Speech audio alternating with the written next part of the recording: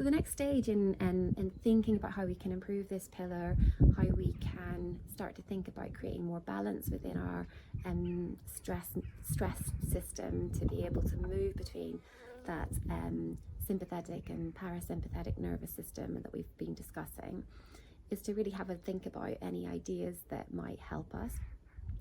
We've created a list here that may resonate with you but may not, but just hopefully will serve as a way to help you to think about what will work for you.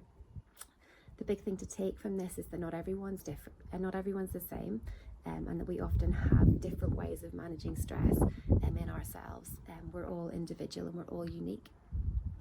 If you find that you're someone who experiences stress or poor mental well-being because of experiences that you've had in the past, then one of the ways that we can help with that is to think about actually having some therapy, so being quite formal and speaking to someone, speaking to family or friends, or maybe actually journaling in order to help us to kind of manage those stresses in our lives.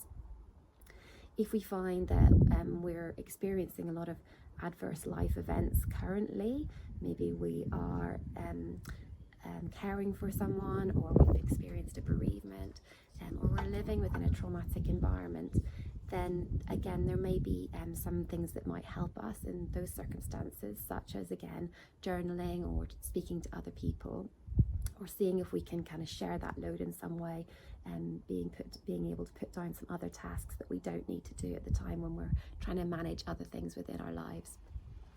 We also know there's things that we can do on a day-to-day basis, which can be really helpful at again creating that balance and helping us to manage some of that stress daily.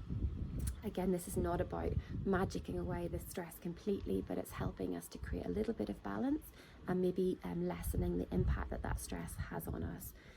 For me, I've come outside today to do these videos because being outdoors has been proven to be really helpful to improve our mental well-being, and that's not just about the daylight, which increases our vitamin D within our system, but it's also about being in nature. So even seeing nature, being in nature has been proven to improve our kind of stress and mental well-being levels, and that's a really simple thing that we could all be doing on a daily basis.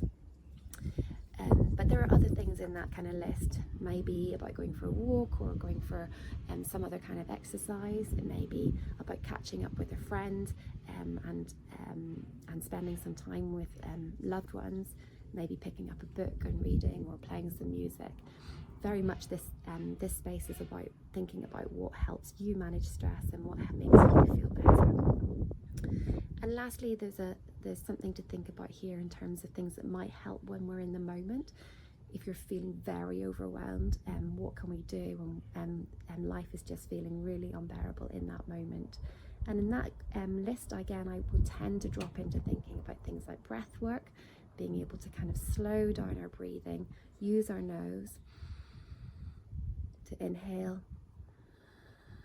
and use our nose to exhale. And you will find, even if you do that with me just now, that actually instantly makes us feel better. It drives us towards that parasympathetic nervous system, and it really is something that we all have access to at any time in the day when we're feeling overwhelmed. Again, I would suggest stepping outside, being in daylight, can be another really helpful tool in that moment. The webpage has lots of ideas, but I would encourage you at this moment to be thinking about what works for you.